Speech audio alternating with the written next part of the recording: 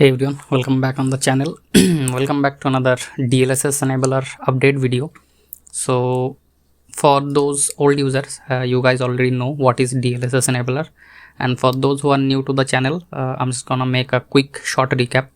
Like, the DLSS enabler is just a simple mod which enables the DLSS and the DLSS frame generation in all GPUs which were previously locked for the NVIDIA RTX 4000 series. Like, the frame generation is locked for the NVIDIA RTX 4000 series, but the DLSS were available to all RTX series. But with this mod, you will be able to unlock the DLSS along with the frame generation in most newer GPUs. Like, for NVIDIA, it's all GTX series 900, 10, 1000, 16 series, and for AMD, it's maybe the newer series, the RX 5000, 6000, and 7000 series. So yeah, the software got an update, which is version 2.90 beta 20. What are the change logs? This is the change log. Like, they have fixed a crash in some game, like the Banishers Ghost of New Eden. Along with that, this mod uses some opti-scalar module type of thing, so they have also added the new latest opti-scalar setup. Also, you can now use the old DLSS updates, like 2.3, in which game it uses 2.3, you will be able to use with those games too. And there is another app called DLSS Finder which will be installed in the game's installation directory. So yeah, these are the change log. Now we're just gonna test this mod in few games. So yeah, let's jump into the video without any delay. So first we're going to extract this zip to the desktop. Then first we're trying it on the Forza Horizon 5. So first of all, we will need to go to the installation directory, which is here, Forza Horizon 5. So you need to be on the same folder where the Forza Horizon 5.exe is located. Now we're going to copy the path location, and now we're going to run the DLSS enabler.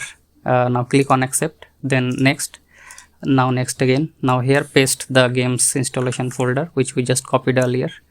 Now in here you can see some new options, like this DXGI file.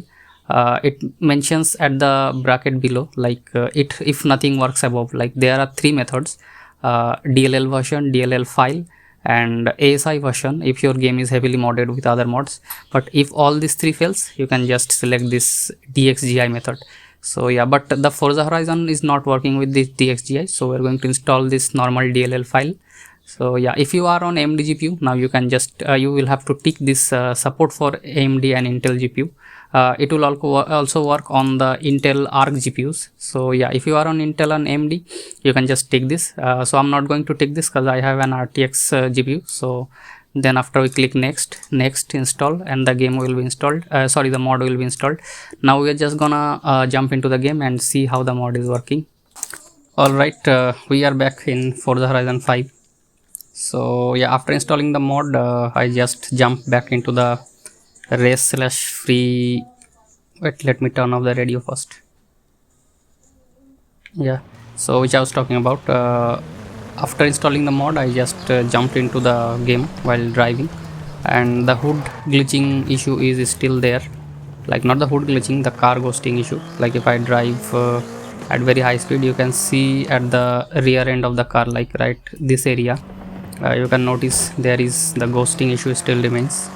Also, one more thing I want to talk, that if you can't see the DLSS in game, just like previous DLSS enabler mod, you need to set your environmental texture quality to high.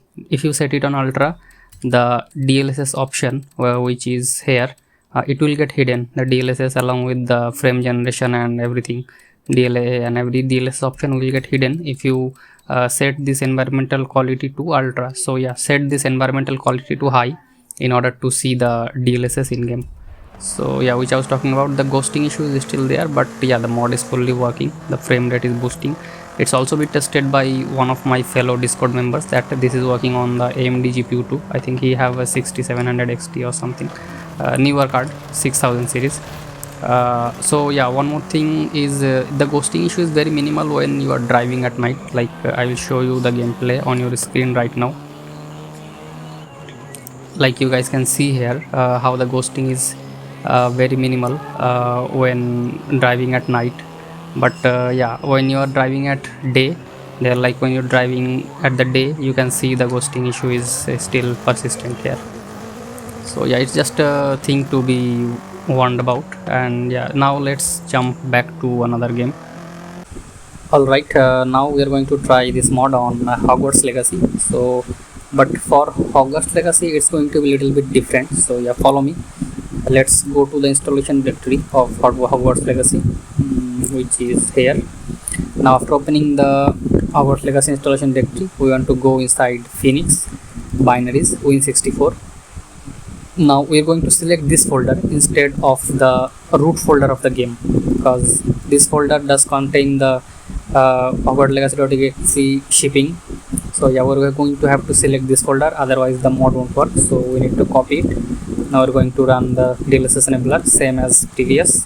Next, select this path, remove it, paste the path we just copied.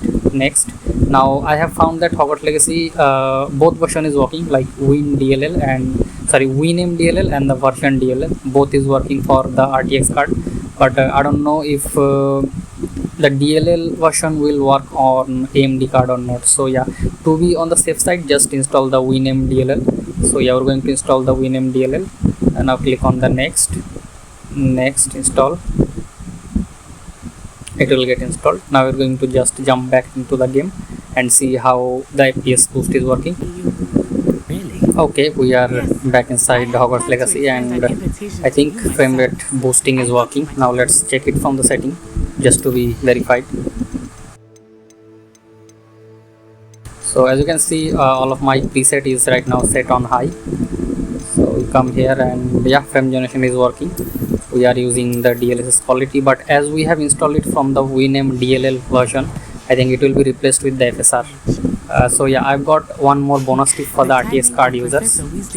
So yeah, stick around for that till we test the last game, which is Spider-Man Miles Morales, which I will test you in few seconds. So yeah, this is fully working, like the FPS is now around over 100. And Hogwarts Legacy, you know, it's known for its horrible optimization, like the game will barely run at 60 FPS without this mod. Let's just test one time without that DLSS and the frame generation, like how the game runs at native.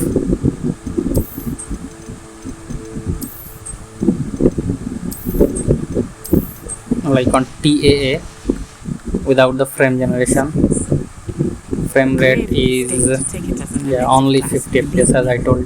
Like it won't get above 60, but with the frame generation it will get over 100. So yeah, it's fully working. Okay, now let's jump to the bonus tip and the Miles Morales testing.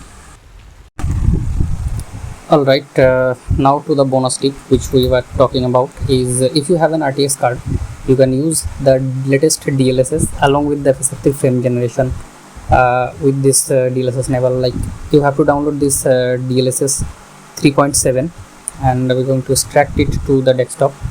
Now we're going to copy the DLSS 3.7.1 and we're going to go to the installation directory of Miles Morales, which we are going to text next. Here, Miles Morales. Now where the root folder, the Miles Morales.exe is located, we're going to paste this DLSS. It's telling me to replace because I already have the file.